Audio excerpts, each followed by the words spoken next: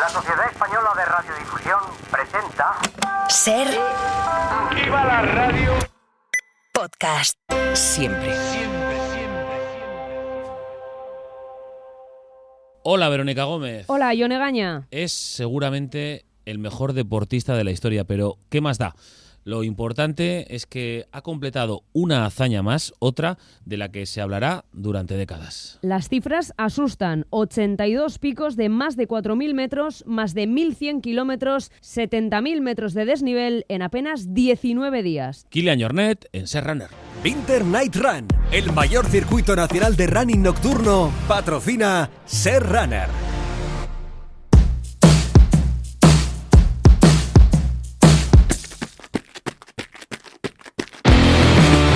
Muy buenas, vamos ya con una nueva edición de Ser Runner en este inicio de temporada. Recordamos de Majida Mayouf, récord olímpico español en la prueba de maratón, a un hombre cuyos logros, digamos que trascienden esas pruebas concretas, las nacionalidades y el techo. Podríamos decir que lo va estableciendo él mismo. El techo, el reto y también, importante, el método. Así que por eso, partiendo del convencimiento de que se hablará durante décadas de los enfoques, de los resultados también de este deportista, queremos consignar de inicio el respeto y el cariño con el que hablan de él los que le conocen de cerca. Bien porque le han acogido en sus pruebas, por ejemplo la gente de Cegama, recientemente aquí, por poner un ejemplo cercano, o los que han competido con o contra él, con él. Hola, Verónica Gómez, muy buenas. Hola, Ione Gaña. Y los que han corrido a su lado, porque es otra cosa peculiar de nuestro invitado de hoy. Tiene la buena costumbre, creo yo, de compartir, aunque sea partes pequeñitas de sus retos, con otros y otras deportistas, claro. Porque para el 99,9% de los seres humanos de este planeta, lo que él hace no está al alcance de la mano. Recientemente incluso ha compartido... Casi un sprint. Eso yo creo que no era tan deseado o esperado, pero quedó muy bonito y también hubo compañerismo allí. Kilian Jornet, muy buenas. Hola, muy buenas. Repitiendo en Ser Runner, te lo agradecemos. En este periodo tuyo en el que estás rendido, ya de nuevo con ganas, a punto de volver a entrenar, ¿cómo te pillamos? Pues sí, justo ahora un poco esa transición, ¿no? Después de terminar a la travesía en los Alpes, he estado toda una semana descansando, volviendo a la normalidad, ¿no? Ya sea más físicamente recuperando un poco pues el cuerpo y mentalmente asimilando también todo lo que sucedió, y ahora pues ya esperando para volver a empezar a entrenar esta semana. Entiendo, y de alguna manera lo citas, que hay un resacón emocional también importante al margen de lo físico. Habrás leído o te habrán llegado los ecos de muchos recortes de prensa, de muchas crónicas en torno a lo sucedido, con epítetos como irrepetible, que se repiten mucho, sustantivos como hazaña, no sé, la frase de buscando los límites. Pero para ti, Kilian, y para empezar por tu visión, ¿cuál sería, si tú tuvieras que hacer la crónica de lo que tú mismo has hecho, tu titular o la esencia? ¿Qué esencias traes de esa hazaña irrepetible? No, pues al final para mí lo que fue una bonita travesía, ¿no? Disfruté mucho de las montañas que pude visitar, ¿no? De momentos especiales, de salidas de sol, de puestas de sol, de algunos tramos de roca increíble. Y por otro lado, pues también fue un descubrimiento de mí mismo, ¿no? Al final, cuando haces retos de este calibre, pues es sobre todo buscar, pues eso, ¿no? Cuáles son las capacidades de uno mismo, ya sean físicas, técnicas, psicológicas, ¿no? Y intentar pues ir por eso entrenamos, ¿no? Por eso nos gusta el alto rendimiento en ese sentido de buscar hasta dónde podemos llegar, lo que es posible. Por si queda alguien entre nuestros oyentes, lo dudo mucho, que no sepa todavía qué tipo de reto ha afrontado Kilian en estos últimos días. Hasta el pasado 1 de septiembre es lo que se llamó el Alpine Connections, recorriendo todos los 4.000 de Italia, de Francia y de Suiza, toda la cadena montañosa de los Alpes, con un total de aproximadamente 1.100 kilómetros, en torno a unas 300 horas de reto y más de 70.000 metros de desnivel afrontados, pues con 2 piernas y con lo que llevaba en la mochila, que dicho así, lógicamente, suena una barbaridad, pero claro, Kilian, tú ya tenías experiencia no sé si en retos similares, pero bueno, por ejemplo, conocíamos lo que hiciste en el Pirineo, que también es un reto similar, aunque en este caso eran 3000. Cuando alguien se enfrenta a algo así, ¿le vale de algo? Entiendo que sí. Lo que ya lleva en las piernas, lo que ha aprendido, o realmente te enfrentas a situaciones que es imposible prever. No, hay muchas situaciones que no se pueden prever y de hecho una parte importante de la planificación es el pensar en esas cosas que no podemos prever de antemano, ¿no?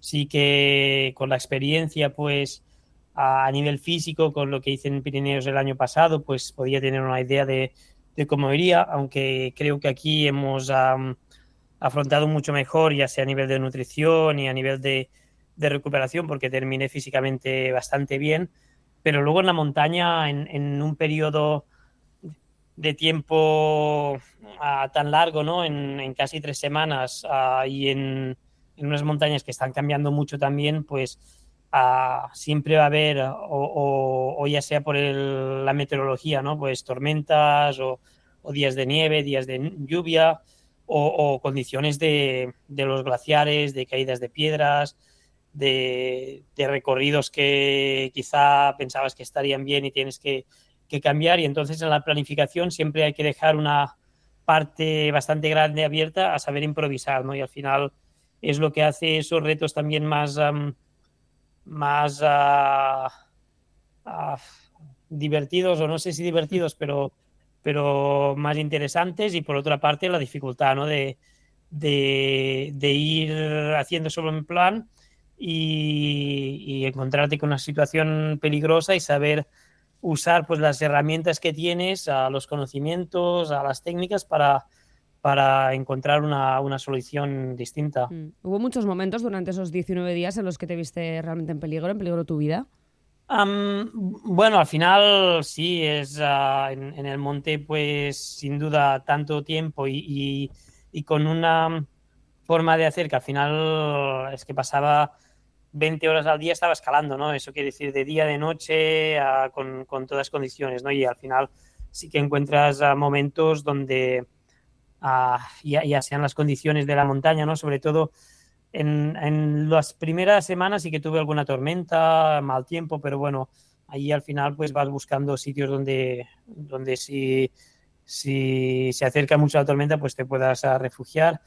Pero en la zona del Mont Blanc, con mucho calor y con los efectos del cambio climático, con el permafrost, pues había muchos derrumbes de piedras, ¿no? Y ahí sí que, especialmente en una travesía desde la Aguibert hasta las Droits, una zona que normalmente se escala más en invierno, en primavera, pues había muchos derrumbes de piedra. Y allí sí que hubo bastantes momentos que no lo tenía nada claro, ¿no? Porque evidentemente pues no sabes, no es un fallo técnico que puedas tener, sino es que la montaña se te cae encima. Una bonita travesía, nos decía en su primera respuesta Kilian. Combinaba el alpinismo, la escalada, el trail, la bicicleta para unir todos los macizos, y nos decía que ha acabado bastante bien en el terreno físico. Es verdad que el fin lo ponían los propios Alpes, se acababa, pero tú te veías incluso preparado para haber seguido. ¿Tú te daba todavía de sí? ¿Llegaste tan cómodo? A ver, tan cómodo tampoco. Digo al final, sé que hubo altibajos, sí. Pero digo, al final te dio otro subidón más. Sí, no, los últimos 2 días la verdad es que me encontré físicamente muy, muy bien, y yo creo que un indicador de eso es que no perdí nada de peso, ¿no? Que normalmente cuando vamos perdiendo forma, vamos perdiendo peso, no somos capaces de asimilar lo que comemos, de recuperar, ¿no? Y aquí terminé la travesía justo con el mismo peso que corrí en Sierginal, ¿no? Que es una carrera que corrí justo antes de empezar, ¿no? Entonces eso quiere decir que físicamente terminé bien, que seguramente podía haber seguido, pero también al parar noté que vino al bajón, ¿no? Uh-huh. Después yo creo que también cuando estás en la acción, el día a día, pues el cuerpo va aguantando, y a la que paras pues es cuando viene un poco todo. Lo que sí que fue muy intenso también fue todo más la carga cognitiva o más emocional, ¿no? De que al final cada día pues no es que solo estés corriendo y que puedas poner el modo automático y ir tirando kilómetros, ¿no? Que muchas veces podemos hacer en carreras de larga distancia, sino que durante 15 de las 20 horas al día pues tenía que estar completamente alerta del terreno donde iba, porque una caída pues o algún problema que pudiera pasar, pues el riesgo era mayor, ¿no? Entonces había que estar súper concentrado todo el rato, y sí que al final mentalmente es lo que la carga que quizá fue más importante. El reto espiritual, digamos, que es indisociable del físico, ¿no? Como señala Kilian ahora, hubo etapas incluso de 34 horas, si no me equivoco. Así que permíteme también, ahora que sacas este tema, esta pregunta, Kilian, de ¿qué te ha contado la montaña? ¿En qué te ha cambiado esto? Pues primero que me he dado momentos increíbles, ¿no? Yo recuerdo la subida al Weisshorn, que es una montaña en Suiza, después al último día de la zona del Valais, que llevaba ya 4 días por las crestas en esa tirada, y llegar con una puesta de sol, subiendo casi sin notar que costara nada, ¿no? Como si fuera flotando, pues ahí me ha dado felicidad, ¿no? Me ha dado muchos momentos de felicidad, de ver cosas que son increíbles.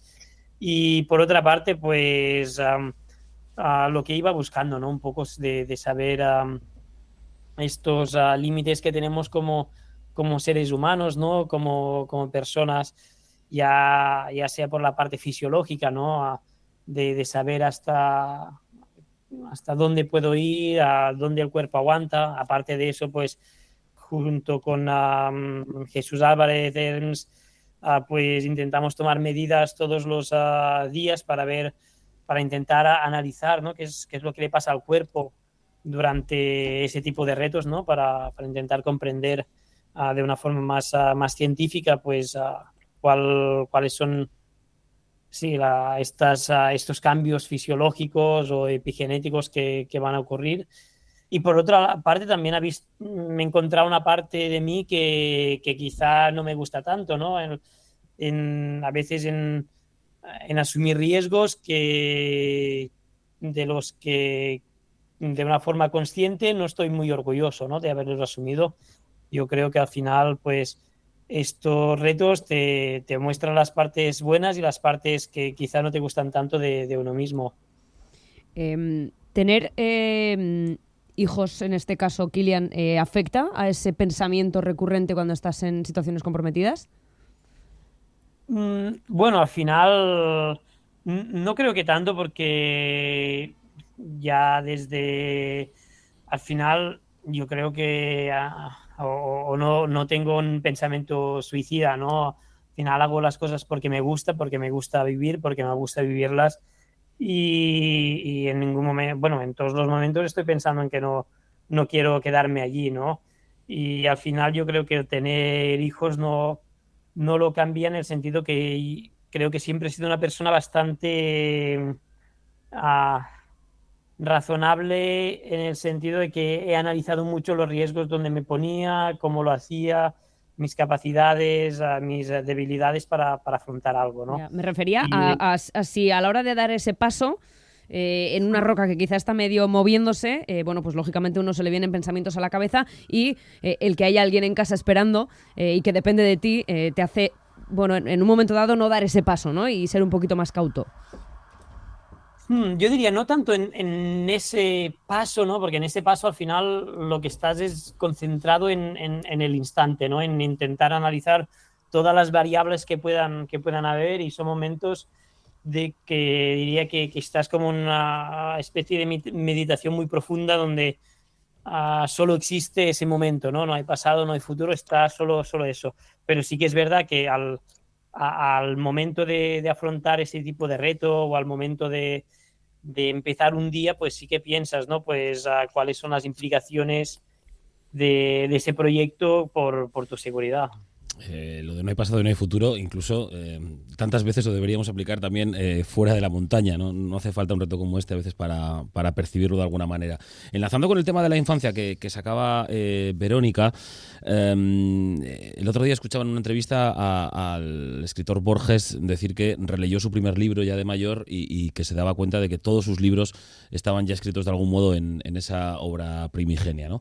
Yo no sé cuánto de lo que tú estás haciendo, consiguiendo, digamos que pues marcándote como siguiente reto, estaba ya en ese crío de 3 años que, bueno, pues que yo creo que tenías ya un 3000 con 3 años, ¿no? Y a los 5 habías pasado por el Aneto. No sé cuánto de lo que está pasando estaba en ese embrión. Sí, es verdad que lo que dice Borges aquí tendría mucho sentido en el hecho de que una parte muy importante de nuestra construcción como seres son los primeros años de vida, ¿no? Y las primeras experiencias fuertes.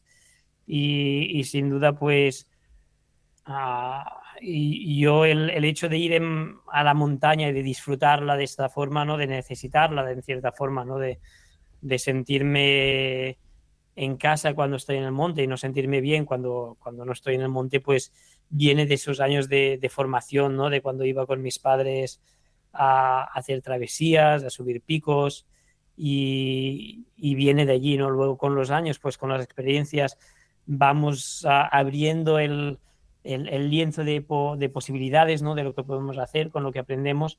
Pero todo el origen yo creo que muchas veces sí que está en esos primeros años, ¿no? Que es donde creamos también pues esas relaciones más fuertes con algunas cosas, ¿no? Y para mí fue ese lienzo con el medio natural, con la montaña.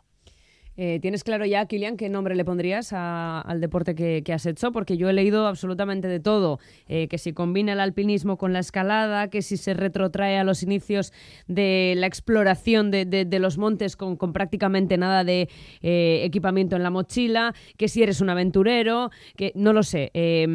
Lógicamente esto no es trail running, aquí no podemos hablar de correr en la montaña. ¿Cómo lo llamas tú? Si es que lo llamas de alguna manera. No, yo lo llamo ir al monte, ¿no? Al final es tan sencillo como esto, ¿no? Es ir al monte. Lo que sí que hay un ejercicio muy importante de deconstrucción, ¿no? Diría que al final para poder ir al monte, hacer una actividad de ese tipo, donde vas muy ligero de equipaje, donde pasas muchas horas, hay que primero, en mi opinión, conocer todas las técnicas, ¿no? Conocer las técnicas. Pues en esa travesía he utilizado técnicas de alpinismo clásico, técnicas que he aprendido en el esquí de pendiente, técnicas del trail running, técnicas de escalada en hielo, de roca, cosas que he aprendido de escalar mucho tiempo en solitario, ¿no? Pues el hecho de aprender esas técnicas de una forma más ortodoxa permite luego pues el de construirlas, es decir, pues puedo usarla pues con menos material o al estar más cansado o al llevar pues este material de menos, ¿no? Yo creo que para poder ir ligero, primero hay que conocer todas las técnicas para ir quitando, no al contrario, pero al final para mí es simplemente ir al monte y utilizando pues los conocimientos que he podido tener en distintas disciplinas. Bueno, está bien esta idea, ¿no? De ir recortando, como una escultura que estaba dentro de la piedra, ir quitando lo que sobra y quedarte con lo esencial. Hay teorías que dicen, respecto a la vida, que tiene que ver con los latidos del corazón. Es decir, todos más o menos, un ratón y una ballena hacen los mismos latidos a lo largo de su vida, o una cifra similar, lo que pasa que a un ritmo distinto. Por eso el ratón muere muy rápido y la ballena dura más años. Si esto es verdad, Kilian, vas a ser extraordinariamente longevo. Bueno, también cuando entrenamos fuerte y hacemos carreras, entonces va muy rápido, ¿no? Pero sí que yo creo que compensa, ¿no? Al final, por la noche, cuando descansas, está muy bajo y luego entrenando, pues sube muy, muy arriba, ¿no?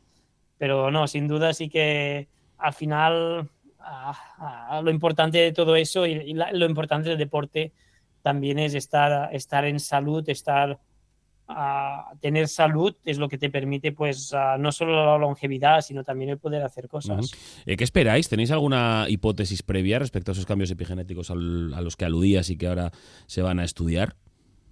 Pues a ver, tenemos ideas de cosas que hemos podido observar. De hecho, hace un par de años también estuvimos haciendo un poco de análisis similares en carreras, en UTMB, en C-Gama, y vimos ya algunas adaptaciones, ¿no? Sobre todo a nivel de... Aquí fue más de metabolismo, ¿no? De ver cómo se metabolizaban distintos sustratos, ya sea a nivel de carbohidratos como de grasas, a niveles muy altos de forma simultánea, ¿no? Que fue muy interesante, y también como a nivel de la microbiota, pues en eventos de un impacto tan grande, ¿no? Ahí en ese caso fue en el UTMB, ¿no? Con tantas horas con acidez, con altas temperaturas, pues había unos cambios bastante importantes en ese nivel. Y aquí vamos a ver, así que yo creo que lo que hemos visto y creemos que al mantener el peso, al ver que los últimos días iba bien, pues que a nivel de recuperación cambie cosas, ¿no? Y vamos a ver dónde eso se muestra, ¿no? La verdad es que los próximos meses también van a ser interesantes de poder ir analizando estos datos, ¿no? Sin duda viene otra carrera también muy larga en este sentido. Como lo reducimos a ir al monte, digamos, y después, vamos buceando, ¿no? En esa parte científica que evidentemente este tipo de retos permiten conocer. A futuro esperaremos a esas conclusiones, por supuesto, a lo que el cuerpo de Kilian nos cuente. También es verdad que hay que decir que lo que nos cuenta el cuerpo de Kilian John no va a ser lo que contaría el cuerpo de ninguno de nosotros, con lo cual las conclusiones hasta un punto. Kilian, muchos te han comparado y, bueno, lo de las comparaciones suele ser, diría que peligroso, siempre algo mentiroso también, pero con Ueli Steg, con alguien que creo que todos los amantes del monte conocían perfectamente, saben qué tipo de retos afrontaba, uno de los pioneros de este alpinismo rápido, podríamos decir, ¿no? Ese tipo de retos, subir el monte, bajarlo con más o menos poco equipamiento. Tú que le conociste, que subiste al monte con él, ¿qué nos dirías de Ueli? Ya no como una comparación, ¿no? Con el reto que tú has hecho, sino de este deportista tan grande que hace unos años ya nos dejó. Pues sí, tuve la suerte de compartir a momentos, ¿no? y montes con Uli, y bueno, yo creo que para nuestra generación fue una gran inspiración, ¿no? Lo que hacía, cómo lo hacía, ¿no? El llevar pues el estilo alpino más ligero en grandes retos, ¿no? Sobre todo pues en Alpes y en Himalaya también, pues la verdad es que rompió bastantes moldes y nos inspiró mucho, ¿no? Y aparte al tener la suerte de ir con él a hacer algunas escaladas, pues aprendí mucho, ¿no? Esos días de técnicas, de maneras de afrontar, de maneras de ver pues el trazado, ¿no? que uno puede buscar al escalar una pared o al atravesar un glaciar, y bueno, yo creo que gracias a lo que él hizo, pues hoy somos capaces de afrontar algunos retos, ¿no? Vemos también ahora mismo que hay una generación muy fuerte de alpinistas, ¿no? Un poco siguiendo pues esa estela, ¿no? Hay los franceses que están realmente haciendo pues escaladas increíbles a nivel técnico y a nivel físico en Alpes, en Himalaya. Hay también en Italia, en Estados Unidos, también aquí en España, pues una generación de alpinistas que han integrado pues todo eso que Ueli empezó un poco al juntar la parte más técnica y la parte más física, ¿no? Y abriendo las posibilidades que nos ofrece el monte de una forma mucho más grande. Kilian, tú, igual que Welly fue en su momento un símbolo, una referencia para ti, y lo sigue siendo, ¿tú recibes mucha correspondencia? ¿Te llegan mensajes en tu retiro noruego de chicos, chicas que empiezan? Sí, así que evidentemente pues al también, a ver, yo siempre digo, yo soy un corredor o alpinista amateur porque es lo que me gusta hacer y es lo que hago por placer, y luego soy profesional de esta parte más mediática, ¿no? Que es las redes Uh-huh. y toda la comunicación, ¿no? Y sí que sin duda pues recibimos muchos mensajes. Sí que yo por mi personalidad, que soy bastante introvertido y me gusta bastante también la, el retiro, digamos, en el sentido de esa tranquilidad, pues tengo que filtrarlo mucho para tener Claro. un buen estado mental, ¿no? Uh-huh. Pero sí que la verdad, la cosa que sí que me gusta es trabajar con jóvenes, ¿no? Ver jóvenes que empiezan, que están motivados y poder aportar a algo, ¿no? Ya sea a nivel de entreno, pues con las investigaciones que hacemos, con pensar en no nuevas metodologías, pero pensar cómo podemos mejorar la salud y el entrenamiento de esos jóvenes para que en el futuro pues rindan más, y luego pues también el motivarles, ¿no? en hacer cosas de una forma saludable y sin riesgos, ¿no? Y ya sea trabajando pues aquí en Noruega pues con los jóvenes de la región, que hay muchos y muy fuertes y podemos trabajar más en contacto, o ya sea a través de eso, de redes, pues con una audiencia más larga, aunque sea de una forma menos personal.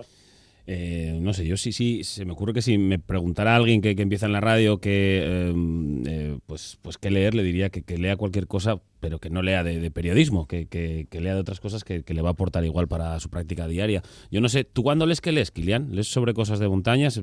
¿Lees sobre cosas relacionadas con tu día a día o cambias el chip? No, sí, cambio el chip. Sí que, a ver, leo bastante libros de ciencia deportiva, de fisiología o de montaña, más por cuando estoy estudiando algo, cuando estoy intentando escribir algo más técnico, pero cuando leo los libros, pues es más literatura, ¿no? Ya sea literatura más clásica, o cuando estás de expedición a veces también libros para evadirte, ¿no? Para viajar de otra forma. Bueno, dinos uno ya que estás, que seguro que habrá mucha gente que, bueno, pues tiene curiosidad por saber qué tipo de libro tienes ahora mismo en la mesilla, algo así, que sea un poco para el gran público, no demasiado específico. Sí. No, pues mira, justo ahora estaba terminando el color en castellano debe ser el color lila de Alice Walker, sobre, es un poco Púrpura, ¿no? la segregación racial en Sí. Estados Unidos. Yo creo que se tituló El color púrpura, sí. Púrpura, sí, el color púrpura, justo, pues justo he terminado ese, y luego, no sé, autores que siempre creo que van bien estando en la montaña, pues Alessandro Barico, un autor italiano que realmente creo que Seda, la forma ¿no? de escribir es Seda o Océano Mar, brutal. Luego, pues Mishima también es un autor que cualquier de sus libros, pues en las expediciones me ha acompañado bastante. Pues un poco variado, la verdad, un poco de no sé, Agatha Christoph también he estado leyendo bastante últimamente, y también su forma de escribir me parece muy directa, muy brutal, pero también muy bella. pues sí, un poco de todo, diría. Nos ha dejado cositas, Vero. Totalmente. Y mira, me sorprende porque habrá muchos que dirían, seguro que viviendo Y en variadas, Noruega, en una zona tan agreste, tan alejada de las masas de población, es una zona muy, la literatura escandinava, yo como bien sabes, propicia para las novelas negras, vamos a decir, o de crímenes, todo esto que está tan de moda. También en expediciones, también creo que en la última expedición en Himalaya me leí como 15 de los libros de Jon Esbo sobre Harry Hole, que esos pasan muy rápido, pero van bien para evadir la mente. O sea, la literatura negra noruega también está un poco aquí. Sí, está muy bien. Pues oye, quién sabe si el próximo que leamos nosotros, dentro de no mucho, sea el libro que Kilian pueda escribir en un futuro, cuando pase un poquito de tiempo, sobre toda esta gran aventura que nos ha dejado el pasado mes de agosto y de la que hoy hemos estado charlando este ratito. Así que, Kilian, nos queda poco más que agradecerte muchísimo que te hayas vuelto a pasar por aquí, darte todo el ánimo para el trabajo que os queda seguro después de haber completado el reto, y que disfrutes, si puedes, de las montañas con un poquito más de calma en estos próximos días, por lo menos. Sin duda, muchas gracias a vosotros. Ahí, espera, un bonus track, Kilian. Que como todo el mundo habla de la posteridad, ¿a ti de 0 a 10 cuánto te importa la posteridad? Pues la mía 0. Me importa la posteridad pues de mis hijas, de los que se quedan, ¿no? Pero al final la vida creo que hay que disfrutarla por lo que hacemos, por el momento, pero no pensar en lo que dejamos, porque lo que dejamos es polvo, ¿no? Que no tiene ningún interés. Un abrazo, Kilian, muchas gracias. A vosotros, un abrazo. La Winter Night Run aterriza en Santander. Forma parte del mayor circuito nacional de running nocturno el próximo 5 de octubre. Participa en cualquiera de sus 3 distancias: Villaverde, 5 y 10K. Deporte y diversión aseguradas. Más información e inscripciones en winternightrun.com. No te lo puedes perder. Solidaria, inclusiva y sostenible. Winter Night Run Series. Cadena SER. La radio.